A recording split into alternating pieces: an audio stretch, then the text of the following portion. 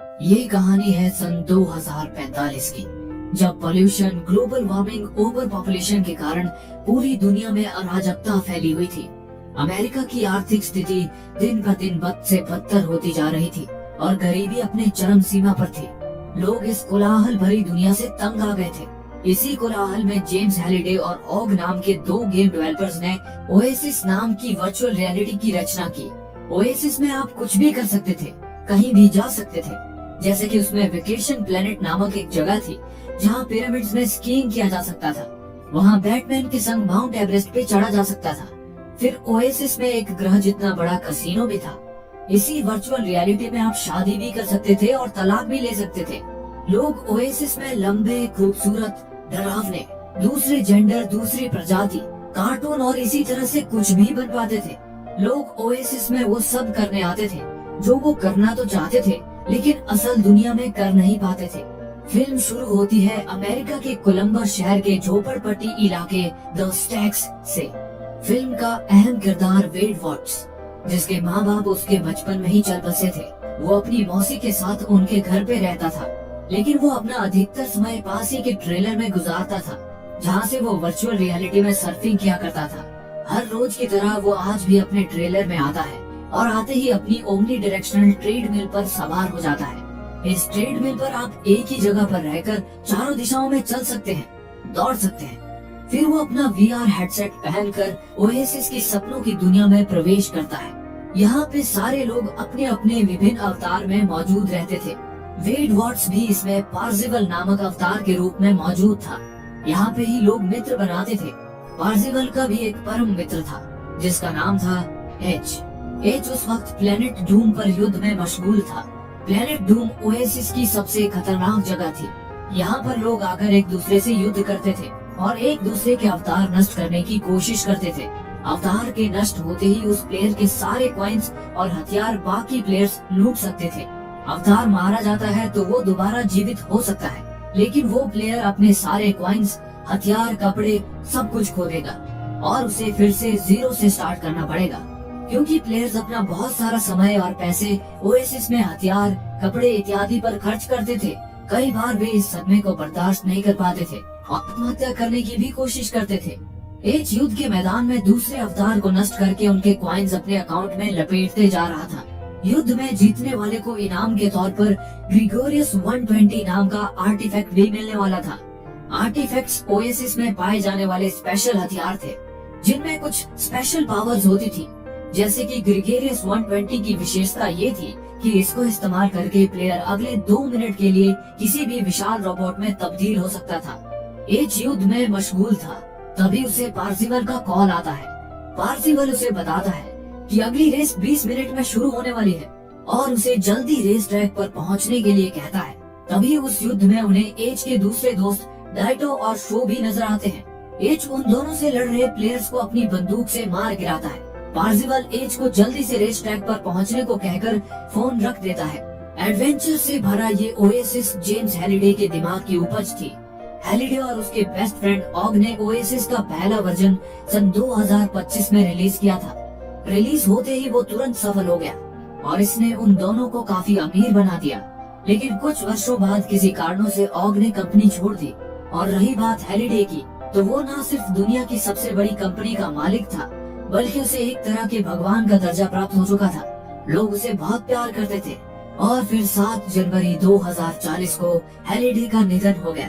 लेकिन जाते जाते जो वो अपने पीछे छोड़ गया, उसने सब कुछ बदल के रख दिया। मौत से पहले उसने अपना आखिरी संदेश रिकॉर्ड किया था, जिसे उसकी मौत के बाद उसकी वसीयत के रूप में प्रसारित किया गया, जिसमें वो लोगों को बताता है कि मरने से पहले उसने एक ईस्टर एग का निर्माण किया है और उसे ओएसिस की किसी गेम में छुपाया है। उस ईस्टर एग को खोजने वाले पहले व्यक्ति को हैलिडे के सारे शेयर्स मिल जाएंगे, जिसकी कीमत इस वक्त $500 बिलियन थी। यानी कि वो व्यक्ति ग्रिगोरियस गेम्स का मालिक बन जाएगा और साथ ही उस व्यक्ति के पास संपूर्ण ओएसिस का कंट्रोल आ जाएगा। हैलिडे अपने अवतार एनरॉक के रूप में ओएसिस में जिंदा रहेगा। एनरॉक आर्टिफिशियल इंटेलिजेंस द्वारा पैदा किया गया अवतार था, जिसमें हैलिडे की सारी यादें थी। एक तरह से वो हैलिडे का ही रूप था। एनरॉक बताता है कि उसने 3 चैलेंजेस बनाए हैं। इन चैलेंजेस को सफलतापूर्वक पूर्ण करने पे हर चैलेंज के अंत में उस प्लेयर को एक चाबी मिलेगी और जो भी इन तीनों चाबियों को प्राप्त कर लेगा वो इस ईस्टर एग के खोज के अंत तक पहुंच पाएगा, जहां पे इनाम उसका इंतजार कर रहा होगा। इस कंपटीशन के ऐलान के बाद ओएसिस के सारे प्लेयर्स इस कंपटीशन को जीतने की होड़ में लग गए, लेकिन अफसोस इस खेल को शुरू हुए 5 साल बीत चुके थे और अब तक कोई भी पहली चाबी तक नहीं खोज पाया था। पहली चाबी को जीतने के लिए जो चुनौती थी वो एक रेस थी। उस रेस को खुद हैलिडे ने डिजाइन किया था और आज तक कोई भी उस रेस को पूरा नहीं कर पाया था। अब केवल सिरफिरे ही उस रेस में भाग लिया करते थे, जैसे कि पार्सिवल, शॉ, डाइटो और पार्सिवल का बेस्ट फ्रेंड एच। और हाँ, सिक्सर्स भी इस रेस में हिस्सा लिया करते थे। सिक्सर्स आईओआई के लिए काम करते थे। आईओआई दुनिया की दूसरी सबसे बड़ी कंपनी थी जो इस कंपटीशन को जीतकर पहले नंबर की कंपनी बनने की होड़ में थी। आईओआई के पास बुद्धिमान लोगों की एक सपोर्ट टीम भी थी जो पूरा समय हैलिडे की favourite movies, music, games, comics इत्यादि के बारे में जानने और उनका अध्ययन करने में व्यतीत करती थी ताकि प्रतियोगिता जीतने के लिए क्लूज खोज सके। पार्सिवल भी अपना बाकी समय इन्हीं चीजों में लगाता था। आईओआई के सीईओ का नाम था सोरेंटो और वो एक नंबर का कमीना आदमी था। रेस शुरू होने से पहले पार्सिवल अपनी फर्राटेदार डिलोरियन कार को बाहर निकालता है। फिर वो जैसे ही अपनी कार में बैठता है तभी उसके बगल में एक लड़की अपनी पोजीशन लेती है और तभी एकाएक न्यूयॉर्क की हडसन नदी के ऊपर से सरसराते हुए रेस ट्रैक का ब्रिज बन जाता है और फिर स्टैच्यू ऑफ लिबर्टी के मशाल से आतिशबाजी के आगाज से रेस की शुरुआत का बिगुल बजता है और ये शुरू होती है रेस। वो लड़की सनसनाते हुए कार्स के बीच में से निकल जाती है। एच भी अपने ट्रक के आरे से कारों को काटते हुए आगे बढ़ रहा था। अचानक ही सड़क में बैरियर उभरने लग गए थे जिससे कई कारें टकराकर नेस्तो नाबूद हुए जा रही थी। बड़ी ही जबरदस्त रेस चल रही थी। तभी पार्सिवल उस लड़की को पहचान लेता है। वो लड़की आर्टेमिस थी। आर्टेमिस ओएसिस की एक जानी मानी प्लेयर थी। तभी आगे वाली सड़क पे पहुंचते ही उनके स्वागत के लिए जुरासिक पार्क का एक विशालकाय डायनासोर खड़ा हुआ था जो कार्स को कच्चा चबा रहा था। थोड़ा और आगे जाते ही किंग कॉन्ग मूवी का विराट किंग कॉन्ग उन पे हमला कर देता है और पार्सिवल के पीछे ही पड़ जाता है। मौका पाकर पार्सिवल अपनी कार में फिनिश लाइन की ओर तेजी से सन्नाटा जा रहा था, लेकिन अचानक फिनिश लाइन से ठीक पहले किंग कॉन्ग पार्सिवल के सामने आ जाता है। मौके की नजाकत को समझते हुए पार्सिवल आनन फानन में अपनी कार एन वक्त पे रोकता है। तभी ये क्या, आर्टेमिस अपनी बाइक में तेजी से उधर ही मरने चली आ रही थी। तभी ठीक एन वक्त पे पार्सिवल आर्टेमिस का हाथ थामकर उसे चलती हुई मोटरसाइकिल से खींच लेता है, लेकिन उसकी मोटरसाइकिल का नसीब इतना अच्छा नहीं था। किंग कॉन्ग उसकी मोटरसाइकिल का चूरन बना के उनकी ओर फेंक देता है और इसी के साथ रेस का रंगारंग कार्यक्रम यहीं पे समाप्त हो जाता है। आर्टेमिस पार्सिवल को उसकी जान बचाने के लिए धन्यवाद कहती है और अपनी बाइक की हालत देख पछता रही होती है। तब पार्सिवल जो आर्टेमिस की खूबसूरती पे लट्टू हो गया था उसे अपने दोस्त एच के वर्कशॉप में लेके जाता है। वहाँ पे एच के द्वारा बनाए गए आयरन जाइंट को देख आर्टेमिस चकित हो जाती है।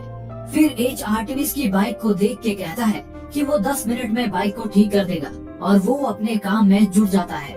समय काटने के लिए आर्टेमिस और पार्सिवल बातें करने लगते हैं। ओएसिस और उसके निर्माता हैलिडे के बारे में पार्सिवल का नॉलेज देखकर आर्टेमिस उससे काफी इम्प्रेस होती है। फिर वो दोनों आज की रेस के बारे में बात करने लगते हैं।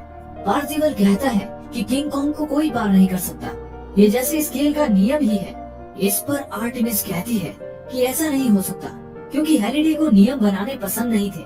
तभी एच आर्टेमिस की बाइक ठीक करके उसे सौंप देता है। उन दोनों का धन्यवाद कर आर्टेमिस ओएसिस से लॉग आउट कर जाती है। वेड भी पार्सिवल के अवतार को छोड़ ओएसिस से लॉग आउट हो वास्तविकता की दुनिया में लौट आता है। घर पहुंचते ही उसका स्वागत उसकी मौसी का बॉयफ्रेंड करता है।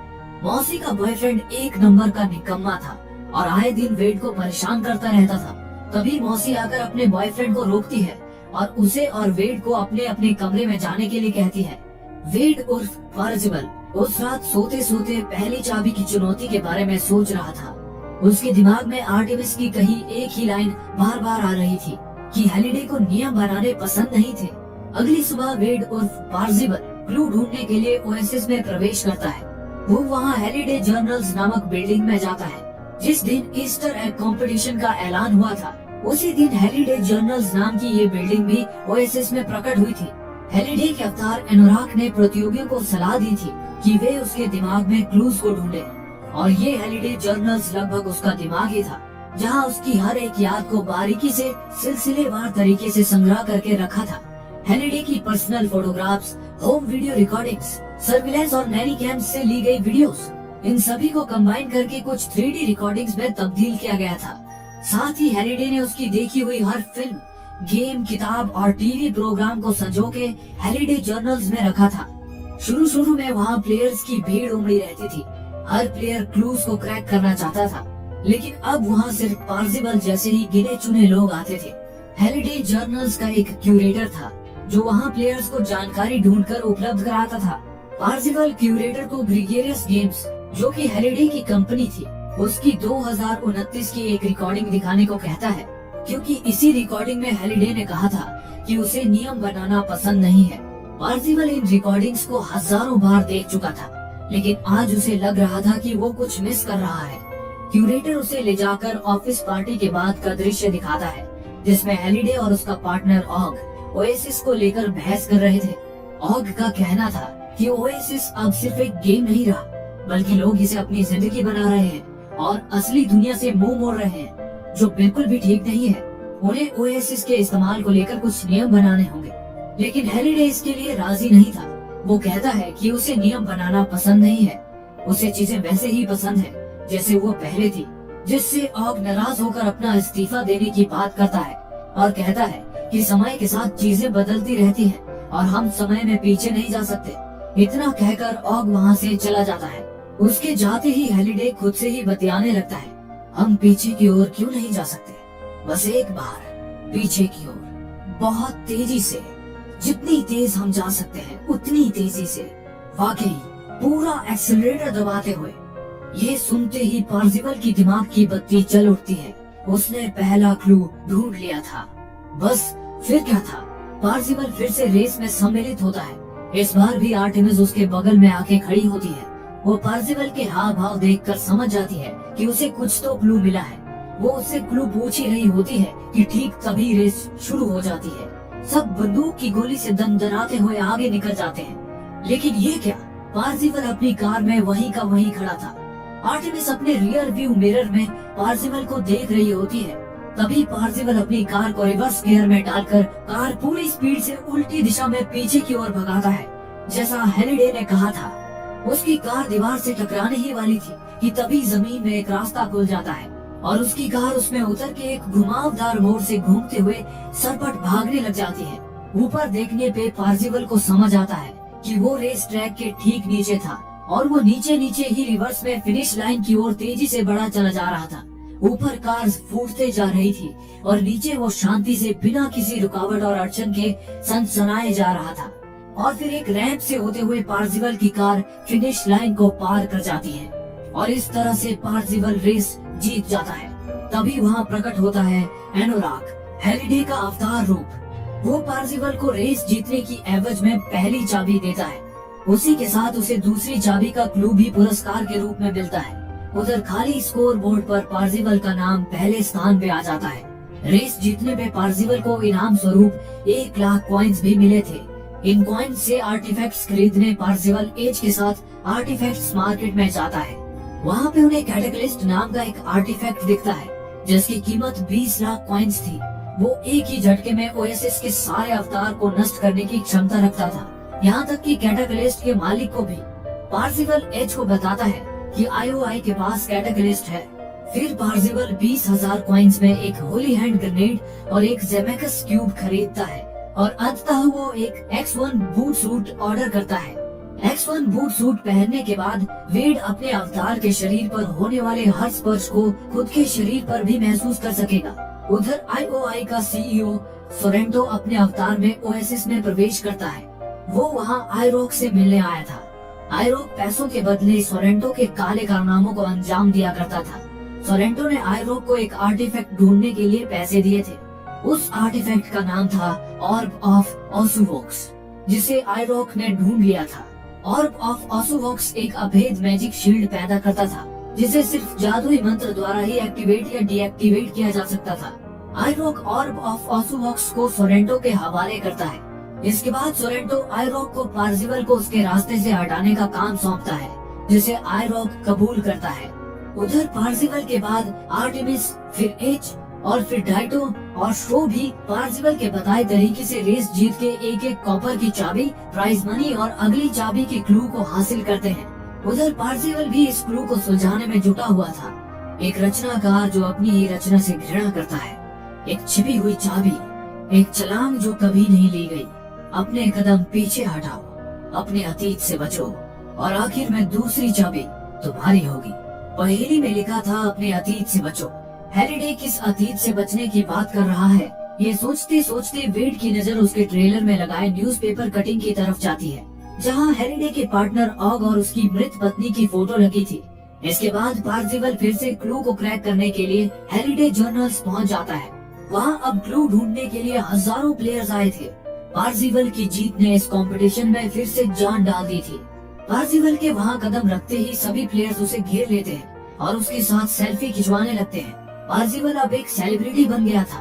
तभी लोगों की भीड़ में से मॉर्टल कॉम्बैट गेम का विलन गोरो धड़धड़ाते हुए आता है और पार्जिवल को पकड़कर एक कमरे के अंदर ले जाता है। इससे पहले कि पार्जिवल कुछ कर पाता, गोरो की छाती में दर्द होने लगता है और उसकी छाती फाड़कर एलियन मूवी का ज़ेनोमॉर्फ बाहर निकलता है, जिसे देखकर पार्जिवल का कलेजा मुंह को आ जाता है। लेकिन अगले ही पल गोरो का अवतार फाड़कर उसमें से आर्टेमिस बाहर आती है और पार्जिवल का डरा हुआ मुंह देखकर जोर जोर से हंसने लगती है। वो अपने इस मजाक के लिए उससे माफी मांगती है और उसे बताती है कि वो अब काफी फेमस हो चुका है, इसीलिए उसे अब भेस बदल कर ही बाहर निकलना चाहिए। वो उसे क्लार्क कैंट ग्लासेस देती है, जो सुपरमैन के अल्टर ईगो क्लार्क कैंट के चश्मे से इंस्पायर थे। सुपरमैन अपना भेस बदलने के लिए जैसे चश्मा पहनता था, वैसे ही इन ग्लासेस को पहनते ही पार्जिवल का भेस बदल जाता है। अगले सीन में पार्जिवल और आर्टेमिस ओएसिस लॉन्च होने के 6 दिन पहले की रिकॉर्डिंग देख रहे होते हैं। उन्हें वहाँ आईओआई का सीईओ सोरेंटो भी नजर आता है। दरअसल सोरेंटो ने अपने करियर की शुरुआत हैलिडे के ऑफिस में इंटर्न के रूप में की थी। फिर पार्जिवल क्यूरेटर से कहता है कि फुटेज को फास्ट फॉरवर्ड करके वो दृश्य दिखाए जहां हैलिडे ऑग को अपनी डेट के बारे में बताता है। उस फुटेज में हैलिडे ऑग को बताता है कि जिसके साथ वो डेट पे गया था, वो लड़की उन्हीं की ऑफिस में काम करती है। उस लड़की का अवतार नाम कीरा है। कीरा नाम सुनकर आर्टेमिस चौंक जाती है, क्योंकि कीरा तो ऑग की पत्नी का नाम था। यानी कीरा ऑग से शादी करने से पहले हैलिडे के साथ भी डेट पर गई थी और किसी कारण से कीरा ने आगे चलकर ऑग से शादी कर ली थी। पार्जिवल आर्टेमिस को बताता है कि कीरा का हैलिडे के जीवन में इतना महत्वपूर्ण स्थान होने के बावजूद कीरा के नाम का उल्लेख सारे हैलिडे जर्नल्स में मात्र एक ही बार आता है, बस इसी रिकॉर्डिंग में। इतना सुनते ही क्यूरेटर तपाक से कहता है कि ऐसा हो ही नहीं सकता, क्योंकि कीरा दोनों हैलिडे और ऑग के जीवन का महत्वपूर्ण हिस्सा थी। इस बात पर पार्जिवल क्यूरेटर से अपने सारे कॉइन्स की शर्त लगा देता है। क्यूरेटर हैलिडे जर्नल्स के पूरे डेटाबेस में कीरा अंडरवुड उर्फ कीरा के नाम की खोज करने लगता है। पार्जिवल को लग रहा था कि प्रतियोगिता का सबसे बड़ा क्लू इसी फुटेज में छुपा हुआ है। कीरा ही इस कहानी की मुख्य नायिका है, वही सबसे बड़ा रहस्य है। तभी क्यूरेटर कहता है कि पार्जिवल सही था और वो शर्त हार गया। वाकई कीरा का उल्लेख मात्र एक ही जगह है। और फिर क्यूरेटर पार्जिवल को शर्त जीतने के बदले में अपना एकमात्र कॉइन उछाल के दे देता है। पार्जिवल आर्टेमिस को आगे बताता है कि हैलिडे ने जानबूझकर कीरा का उल्लेख सभी जगह से हटा दिया, सिवाय इस एक जगह के। पर क्यों? आर्टेमिस का प्रश्न था। इस पर पार्जिवल कहता है कि हैलिडे कीरा को बहुत चाहता था और उसे खोने के बाद हैलिडे के लिए कीरा का चेहरा देखना या नाम सुनना बहुत दर्दनाक था। लेकिन अफसोस वो अपने मन की बात ना तो कीरा को बता सका, ना अपने जिगरी दोस्त ऑग को। फिर आर्टेमिस पार्जिवल को डिस्ट्रैक्टेड ग्लोब डांस क्लब में रात 10 बजे का न्योता देकर वहाँ से चली जाती है। वो वहाँ पे पार्जिवल को कुछ दिखाना चाहती थी। पार्जिवल उसका आमंत्रण स्वीकार करता है। फिर रात को पार्जिवल डिस्ट्रैक्टेड ग्लोब डांस क्लब पहुँच जाता है। तभी वहाँ एक बिल्लौरी, जो असल में आईरॉक की खबरी थी, वो पार्जिवल के वहाँ होने की खबर आईरॉक को पहुँचा देती है। बस फिर क्या था, पलक झपकते ही वहाँ पे आईरॉक पहुँच जाता है। आईरॉक आर्टेमिस और पार्जिवल की बातें अपने स्पेशल डिवाइस की मदद से सुनने लगता है। साथ ही वो इसकी जानकारी आईओआई के सीईओ सोरेंटो तक भी पहुंचा देता है। उधर आर्टेमिस पार्जिवल को बता रही होती है कि हैलिडे और कीरा की पहली डेट पर कीरा हैलिडे के साथ डांस करने जाना चाहती थी, लेकिन हेलिडे उसे फिल्म दिखाने ले गया। लेकिन इसके बाद ही हेलिडे ने ये डांस क्लब बनाया था ताकि वो सेकंड डेट पर कीरा को यहाँ लाकर उसके साथ डांस कर सके। लेकिन अफसोस वो सेकंड डेट कभी हुई ही नहीं। तो क्लू के अनुसार हेलिडे ही वो रचनाकार है जो अपनी ही रचना यानी कि इस डांस क्लब से घृणा करता है, क्योंकि जिसके लिए उसने ये डांस क्लब बनाया था उसके साथ वो यहाँ कभी डांस नहीं कर पाया। और एक छलांग जो कभी नहीं ली गई, यानी कि इस हवाई डांस फ्लोर में छलांग मारना, इस पर पार्जिवल कहता है लेकिन कितने ही लोग इस हवाई डांस फ्लोर में छलांग लगा चुके हैं, उन्हें तो अगली चाबी नहीं मिली। इस पर आर्टेमिस कहती है कि उन सबके पास पहली चाबी नहीं थी, लेकिन जब वो दोनों हवाई डांस फ्लोर में छलांग लगाएंगे तो उनकी बात अलग होगी। फिर क्या था, अगले ही पल वो दोनों हवाई डांस फ्लोर में छलांग लगा देते हैं और उनके डांस का रंगारंग कार्यक्रम शुरू हो जाता है। डांस के बीच में ही पार्जिवल आर्टेमिस से अपनी इच्छा जाहिर करता है कि उन्हें वास्तविक दुनिया में भी मिलना चाहिए। इस पर आर्टेमिस कहती है कि वो हकीकत में इतनी खूबसूरत नहीं दिखती है, अगर वो हकीकत में उसे देखेगा तो निराश हो जाएगा। फिर पार्जिवल आर्टेमिस से उसका असली नाम पूछता है और फिर जज्बातों की रौ में बहकर पार्जिवल वास्तविक दुनिया का अपना असली नाम वेड आर्टेमिस को बता देता है। पार्जिवल का वास्तविक नाम सुनते ही आइरोक के कान खड़े हो जाते हैं और इसी बात पे आर्टेमिस पार्जिवल को डांटते हुए कहती है कि कोई भी ओएसिस में अपना असली नाम कभी नहीं बताता, क्योंकि ये जानलेवा हो सकता है। अब पार्जिवल से रहा नहीं जाता और वो आर्टेमिस से कह देता है कि वो उससे प्यार करता है। तभी वहाँ पर आईओआई के कमांडोज आ धमकते हैं। वो कमांडोज उन दोनों पे गोलियों की बौछार शुरू कर देते हैं। तभी आइरोक भी पार्जिवल और आर्टेमिस पर हमला कर देता है, जिससे वो दोनों घायल हो जाते हैं। तभी पार्जिवल जेमेकस क्यूब का धमाका कर समय को 1 मिनट पीछे पहुंचा देता है और फिर पार्जिवल और आर्टेमिस दोनों वहां से समीप के गलियारे में भाग जाते हैं। आर्टेमिस पार्जिवल से काफी नाराज होती है। वो उससे कहती है कि वो जो कुछ भी कर रही है आईओआई को रोकने के लिए कर रही है, क्योंकि आईओआई ने उसके पिता की जान ली थी। आईओआई लोगों को ओएसिस में चीजें खरीदने के लिए कर्जा देते हैं और कर्जा न चुकाने पर लोगों से उनके लॉयल्टी सेंटर में मजदूरी करवाते हैं। इन्हीं लॉयल्टी सेंटर में उसके पिता की मौत हुई थी। आर्टेमिस को आईओआई को ये चैलेंज जीतने और ओएसिस पर कब्जा करने से रोकना है और वो इन इश्क मोहब्बत के चक्कर में अपने गोल से भटकना नहीं चाहती। उधर आइरोक सोरेंटो को बताता है कि उसने सारे वेड नाम वाले लोगों की सूची बना के पब्लिक रिकॉर्ड्स में ये ढूंढा कि किस वेड ने हाल ही में X1 हैप्टिक बूट सूट खरीदा है, और बस इस तरह उसे पता लग गया कि वास्तविक दुनिया में पार्जिवल दरअसल वेड वॉट्स है और ये उसका फोटो है। वेड की असली पहचान मिलने के बाद सोरेंटो अपनी बॉडीगार्ड को वेड वॉट्स को उठा लाने के लिए बोलता है। इसके बाद सोरेंटो वेड के अवतार पार्जिवल को एक ऑफर पेश करने के लिए ओएसिस में इनविटेशन भेजता है। वेड उस इनविटेशन को स्वीकार करता है। सोरेंटो उसे वहाँ एक 3D होलोग्राम के रूप में प्रकट करवाता है। सोरेंटो उससे कहता है कि अगर पार्जिवल आईओआई में काम करना स्वीकार कर लेता है तो उसे $4 मिलियन का सालाना वेतन मिलेगा, और अगर पार्जिवल उसे वो ईस्टर एग खोज के देता है तो उसे $25 मिलियन का अतिरिक्त बोनस भी मिलेगा। इतना पैसा सुन के एक बार को तो पार्जिवल के तोते उड़ जाते हैं, लेकिन पार्जिवल अपने जज्बातों पर काबू करते हुए सोरेंटो के ऑफर को ठुकरा देता है। इसी बीच पार्जिवल की नजर सोरेंटो के गेमिंग चेयर पर पड़ती है, जहां सोरेंटो ने अपने ओएसिस का लॉगिन पासवर्ड चिपकाया था। पार्जिवल के ऑफर को ठुकराते ही सोरेंटो गुस्से से पिन्ना उठता है और फिर वो पार्जिवल को बताता है कि उसने उसकी जन्म कुंडली निकाल ली है और अब वो अच्छे से जानता है कि उसका असली नाम वेड वॉट्स है और वो कोलंबस के झोपड़पट्टी इलाके में अपनी मौसी संग रहता है और अब वो वहाँ इसी वक्त धमाका करवाने जा रहा है। अगले ही पल वेड वहाँ से अपनी मौसी को होशियार करने लपकता है, लेकिन तब तक वो बॉम्ब फट जाता है और वेड की मौसी और उसका बॉयफ्रेंड ध्वस्त होते घर के साथ मारे जाते हैं। वेड बहराया हुआ अपने ट्रेलर पे पहुँचता है और ओएसिस में अपने दोस्तों को आईओआई के बारे में आगाह कर ही रहा होता है कि तभी पीछे से एक आदमी वेड को दर्द पहुँचता है। अगले सीन में जब वेड की आंख पे से पट्टी हटती है तो वो खुद को एक लड़की के सामने पाता है। वेड उस लड़की की आवाज सुन तुरंत ही पहचान जाता है कि वो आर्टेमिस है। आर्टेमिस उसे बताती है कि उसका असली नाम समंथा है। बातें करते करते दोनों छत पे जाते हैं। वेड को वहाँ उसकी झोपड़पट्टी साफ दिखाई दे रही थी। उसके आश्चर्य का ठिकाना नहीं रहता कि वो समंथा के कितने पास रहता था। तभी उसकी नजर समंथा के चांद से मुखड़े पे बने उस बर्थमार्क पे पड़ती है, जिसे समंथा बार बार छुपाने की कोशिश कर रही थी। तब वेड समंथा के बालों को पीछे करते हुए उससे कहता है, तो क्या हुआ जो उसके चेहरे पे दाग है? उससे उसे कोई फर्क नहीं पड़ता। समंथा भी मन ही मन उसे चाहने लगी थी। समंथा वेड को किस करने ही वाली थी कि तभी अचानक समंथा को दूसरा क्लू समझ में आ जाता है। वो वेड को समझाती है कि एक छिपी हुई चाबी, एक छलांग जो कभी नहीं ली गई। यहाँ छलांग से मतलब वो किस था जो हेलिडे कीरा को कभी नहीं कर पाया था, और ये मौका हेलिडे ने खोया था उस सिनेमा हॉल में जहाँ वो कीरा को डेट पे ले गया था। बस फिर क्या था, वेड और समंथा अपने दोस्तों संग तुरंत हेलिडे जर्नल्स में पहुँचते हैं। पार्सिवल क्यूरेटर को वो सारी फिल्में दिखाने को कहता है जो हेलिडे ने उस हफ्ते में देखी थी, जिस हफ्ते वो कीरा के साथ डेट पर गया था। क्यूरेटर उन्हें उन सारी फिल्मों के रिकॉर्ड्स दिखाता है। तभी पार्सिवल को उन फिल्मों में शाइनिंग मूवी दिखाई देती है जो दुनिया की अब तक की सबसे भयानक हॉरर फिल्मों में से एक है, और उसे क्लू की वो लाइन भी याद आती है, एक क्रिएटर जो अपनी ही क्रिएशन से घृणा करता है। शाइनिंग के लेखक स्टीफन किंग को शाइनिंग फिल्म पसंद नहीं आई थी, उसे इस फिल्म से घृणा थी।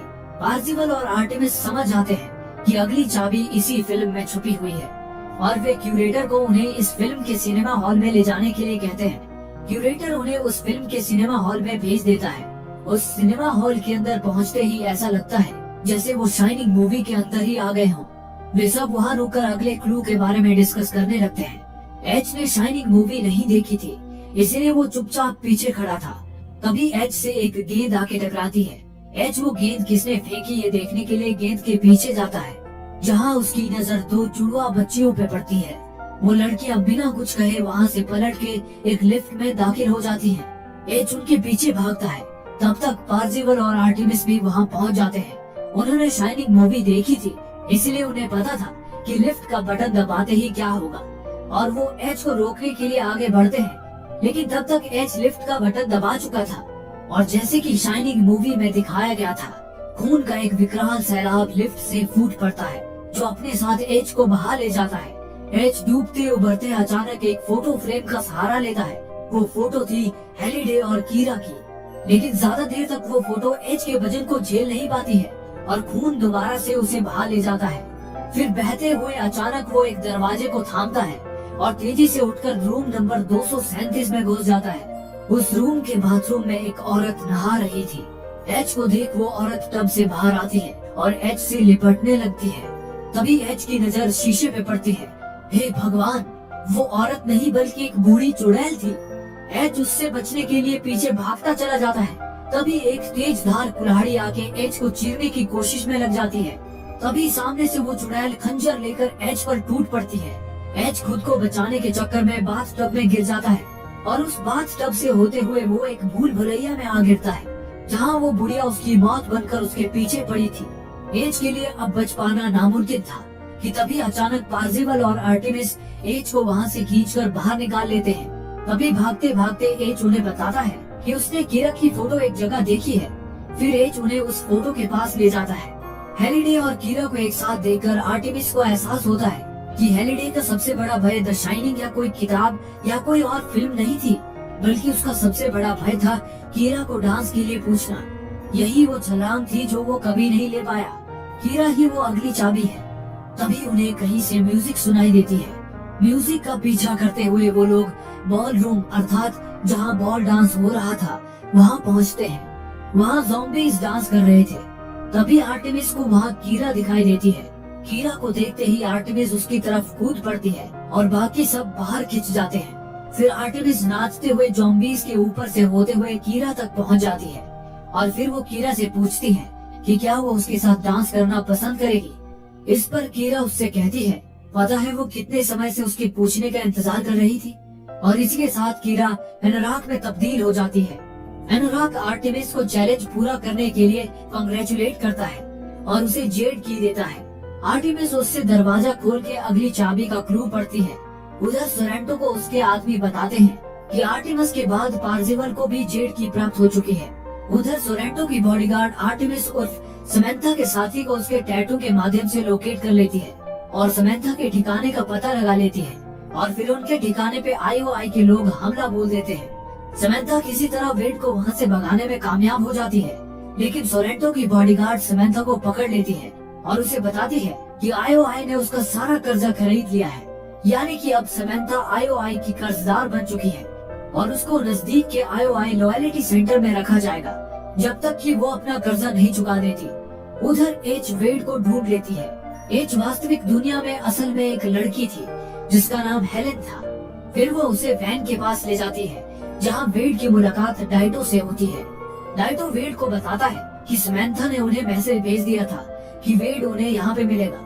वेड उन्हें बताता है कि IOI के लोग समंथा को लॉयल्टी सेंटर ले गए हैं। तभी एच बताती है कि IOI वालों ने तीसरा चैलेंज खोज लिया है। ये सुनते ही वेड के तोते उड़ जाते हैं। वैन में वेड की मुलाकात शो से भी होती है जो सिर्फ एक 11 वर्ष का बालक था। तभी एच के दिमाग में आर्टेमिस उर्फ समंथा को छुड़ाने की एक नायाब तरकीब सूझती है, जिसके लिए वो वेड से पूछती है कि क्या उसे सोरेंटो का लॉगिन पासवर्ड अभी भी याद है जो सोरेंटो ने अपने गेमिंग चेयर पर चिपकाया था। उधर लॉयल्टी सेंटर में समंथा को मजदूर बना के ओएसिस में काम पे लगा दिया गया था। काम ना करने पर उसे करंट के झटके देकर प्रताड़ित किया जा रहा था। वो ओएसिस से लॉग आउट भी नहीं कर पा रही थी क्योंकि उसके सिर पर लगाया VR हेडसेट लॉक करके रखा था। उधर तीसरे चैलेंज को जीतने के लिए सिक्सर्स लंबी लाइन लगाए खड़े थे।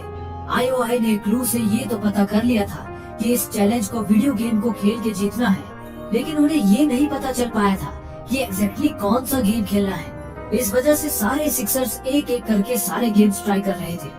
गलत गेम खेलने पर 1 मिनट के बाद उस प्लेयर के पैरों के नीचे की बर्फ टूटकर वो डूब जाता था और फिर नया प्लेयर कोई दूसरा गेम ट्राई करता था। IOI की स्कॉलर्स की टीम भी सही गेम ढूंढने की जद्दोजहद कर रही थी। तभी एक स्कॉलर सिक्सर्स को एडवेंचर गेम खेलने के लिए कहती है क्योंकि ये पहला ऐसा गेम था जिसके अंदर इसके डेवलपर ने अपना नाम छुपाया था, क्योंकि इस गेम में दुनिया का सबसे पहला डिजिटल ईस्टर एग बनाया गया था। जिस क्षेत्र में सिक्सर्स तीसरे चैलेंज को जीतने के लिए जी तोड़ मेहनत कर रहे थे, उसी क्षेत्र में सोरेंटो आइरोक को ऑर्ब ऑफ ऑसुवॉक्स एक्टिवेट करने को कहता है। आइरोक एक खास मंत्र का उच्चारण कर ऑर्ब ऑफ ऑसुवॉक्स को एक्टिवेट करता है।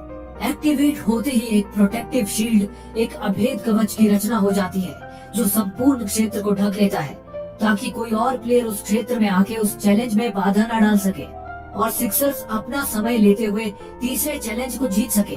इस अभेद घेरे के अंदर से ही जादुई मंत्र द्वारा निष्क्रिय किया जा सकता था। इसके बाद सोरेंटो ओएसिस से लॉग आउट कर लेता है। तभी डाइटो सोरेंटो के चेहरे से VR हटाता है और सोरेंटो देखता है कि वेड और डाइटो उस पर बंदूक ताने उसका इंतजार कर रहे थे। वो दोनों उसे गन पॉइंट पे लेकर समंथा के VR हेडसेट का नंबर और उसका एक्सेस कोड निकलवा लेते हैं। वो कोड लेकर वेड ऑफिस से बाहर निकलता है, लेकिन ये क्या, वो लोग तो असल दुनिया में थे ही नहीं, बल्कि वे तो अभी भी ओएसिस में ही थे और पार्जिवल ने दरअसल अपने वास्तविक दुनिया का रूप यानी कि वेड का रूप धारण किया था। दरअसल सोरेंटो जब ओएसिस से लॉग आउट कर रहा था, ठीक उसी वक्त एच ने उसका VR हैक कर लिया था और अब वे उसे ये दिखा रहे थे कि वो असली दुनिया में अपने ऑफिस में है, लेकिन असलियत में सोरेंटो ने अभी भी VR हेडसेट पहना था और वो अभी भी ओएसिस में ही था। ये पूरा प्लान एच के शैतानी दिमाग का था। फिर पार्जिवल आर्टेमिस से संपर्क साधता है और उसे निर्देश देते हुए VR हेडसेट को अनलॉक कर वहाँ से निकलने का रास्ता सुझाता है। आर्टेमिस उसे बताती है कि थर्ड चैलेंज प्लेनेट डूम पर है और सोरेंटो ने उस चैलेंज के चारों ओर शील्ड लगा रखी है जिसे सिर्फ अंदर से ही डीएक्टिवेट किया जा सकता है। आर्टेमिस पार्जिवल से सोरेंटो के VR का पासवर्ड लेती है। फिर वो पार्जिवल से एक सेना का इंतजाम करने को बोलती है और उससे ये भी कहती है कि सेना लेके वो प्लेनेट डूम पे पहुँचे और उसकी सिग्नल का इंतजार करे, क्योंकि वो शील्ड को अंदर से डीएक्टिवेट करने वाली है। इसके बाद आर्टेमिस वहाँ से निकलकर सोरेंटो के ऑफिस की तरफ बढ़ती है। उधर सोरेंटो उसकी गेमिंग चेयर पर पड़ रहे रिफ्लेक्शन में पार्जिवल और बाकी लोगों को उनके अवतार में देख लेता है और फिर उसे समझते देर नहीं लगती कि वो तो अभी भी ओएसिस में ही है और उसके VR को हैक किया गया है। बस फिर क्या था, वो अपना VR निकालकर लॉग आउट कर जाता है और समंथा को चेक करने लॉयल्टी सेंटर आता है, लेकिन समंथा तो वहाँ से पहले ही रप्पू चक्कर हो गई थी। सोरेंटो की बॉडीगार्ड सोरेंटो को आश्वासन देती है कि समंथा के साथियों की वैन की जानकारी उनके पास आ चुकी है, जल्द ही उस वैन को स्पॉट कर लिया जाएगा। दूसरी ओर समंथा सोरेंटो के ओएसिस अकाउंट से ऑर्ब ऑफ ऑसुवॉक्स को निष्क्रिय करने का मंत्र याद कर लेती है। इसके बाद वो सिक्सर्स के कपड़े पहनकर उनकी टीम में शामिल हो जाती है और बेझिझक शील्ड के अंदर प्रवेश कर जाती है। शील्ड के बाहर पार्जिवल अपना एक संदेश पूरे ओएसिस में ब्रॉडकास्ट करवाता है और ओएसिस के भविष्य को सोरेंटो जैसे दुष्ट हाथों में पड़ने से बचाने के लिए ओएसिस के सभी प्लेयर्स को इस लड़ाई में उसका साथ देने का आह्वान करता है।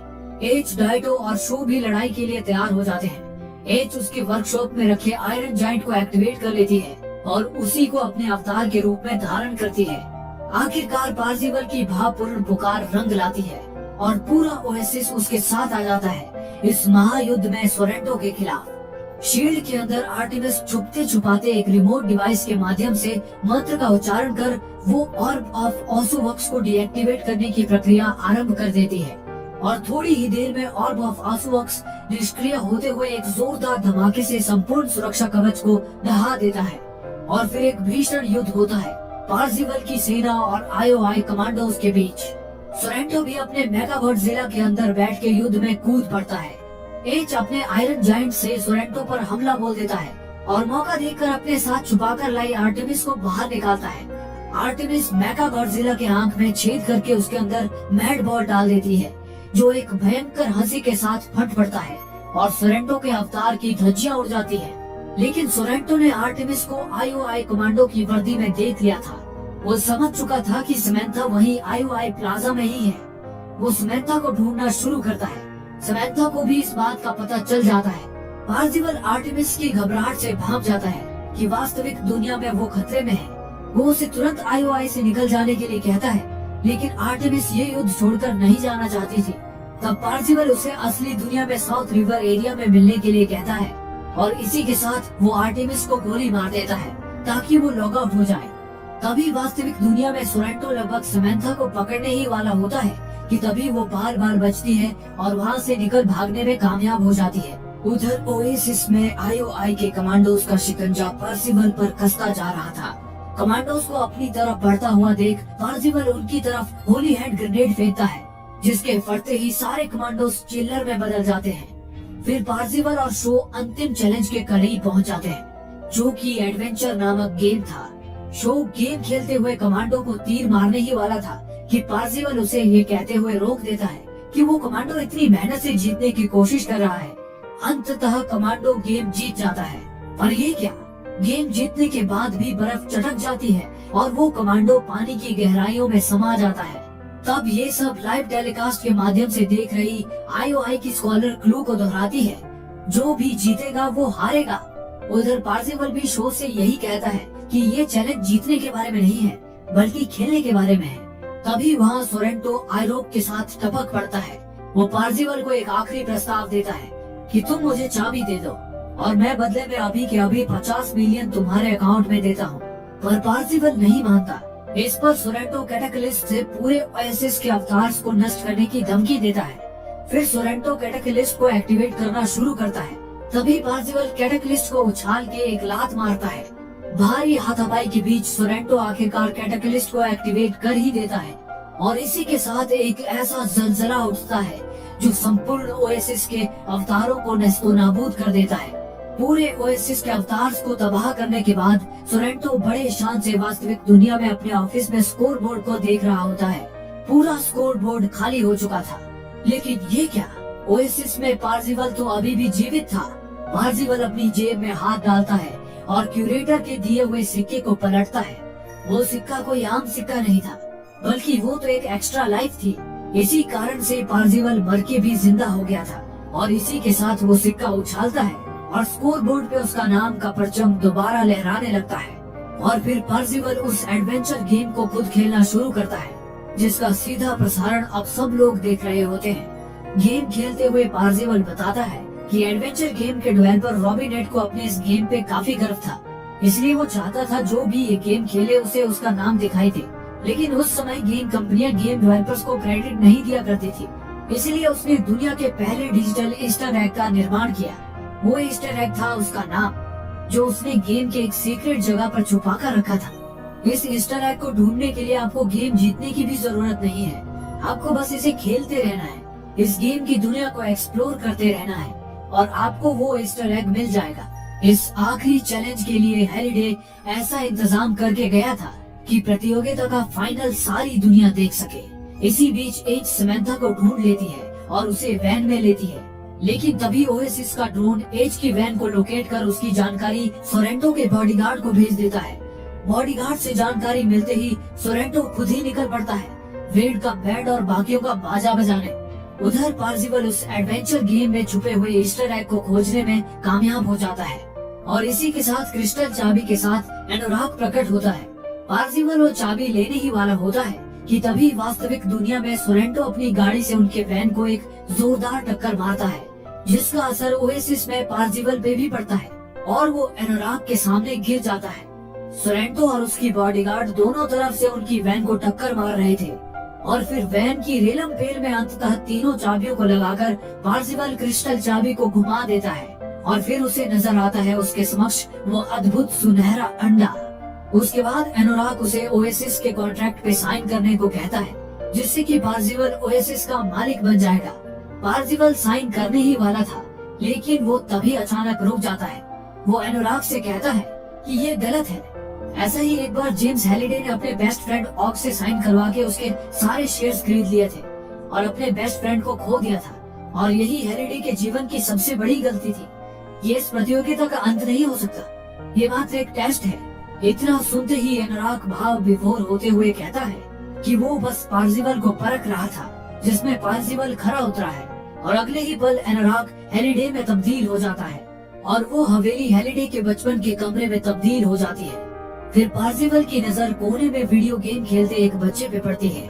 हैलिडे बताता है कि वो उसी के बचपन का रूप है। फिर हैलिडे ओएसिस का कंट्रोल पार्जिवल को सौंपने से पहले उसे वहाँ लगे लाल बटन के बारे में जरूरी बात बताता है कि उस लाल बटन को दबाते ही पूरा ओएसिस अपने बैकअप सहित डिलीट हो जाएगा। इसी बीच एच की वैन वेड के मोहल्ले में पहुँच जाती है। ओएसिस के अंत में हैलिडे पार्जिवल को वो सुनहरा अंडा दे देता है। वेड को मारने आया सोरेंटो भी उस सुनहरे अंडे की चमक देखता है तो वो वेड को गोली मारते मारते थम जाता है और सुनहरे अंडे की चमकीली आभा से वशीभूत हो जाता है। ठीक उसी वक्त सोरेंटो और उसकी बॉडीगार्ड को पुलिस गिरफ्तार कर लेती है। ओएसिस में हैलिडे वेड से विदा लेता है। जाते जाते पार्जिवल हैलिडे से एक आखिरी सवाल पूछता है कि क्या हैलिडे सच में मर चुका है, क्योंकि वो कोई अवतार नहीं लगता। इस पर हैलिडे उसे कहता है कि हैलिडे सच में मर चुका है, लेकिन वो कोई अवतार भी नहीं है। पार्जिवल उससे पूछता है कि आखिर वो है क्या। जवाब में हैलिडे मुस्कुराता है और पार्जिवल को गुड बाय कहकर चला जाता है। इसके कुछ ही समय बाद ऑग ग्रेगेरियस गेम्स के कुछ वकीलों के साथ वेड के हस्ताक्षर लेने आता है ताकि ओएसिस का पूरा कंट्रोल वेड के हवाले कर सके, लेकिन वेड कहता है कि वो पुरस्कार को अपने दोस्तों के साथ बांटना चाहता है, जिससे ऑग भी भाव विभोर हो जाता है और कहता है कि उसने एकदम सही निर्णय लिया है। इसके बाद ऑग एक ऐसा खुलासा करता है कि क्यूरेटर जो हैलिडे जनरल्स की देखभाल करता है वो कोई और नहीं ऑग ही है। वेड की रिक्वेस्ट पर ऑग एडवाइजर के रूप में ओएसिस को फिर से ज्वाइन करता है और फीस में मात्र 25 सेंट यानी कि डॉलर का 1/4 लेता है। वे ओएसिस में किसी भी लॉयल्टी सेंटर को व्यापार करने से भी प्रतिबंधित करते हैं और आईओआई को उनके सभी लॉयल्टी सेंटर्स को बंद करने के लिए मजबूर होना पड़ता है। इसके साथ ही ऑग की सलाह पर वे लोग ओएसिस को मंगलवार और गुरुवार को बंद रखते हैं ताकि लोग वास्तविक दुनिया में भी जी सके और उसे बेहतर बनाने में अपना योगदान दे सके। दोस्तों, अगर आपको ये मूवी अच्छी लगी तो आप हमें सपोर्ट करने के लिए हमें सब्सक्राइब कर सकते हैं ताकि हम ऐसी ही और वीडियोस लेकर आ पाएं। धन्यवाद।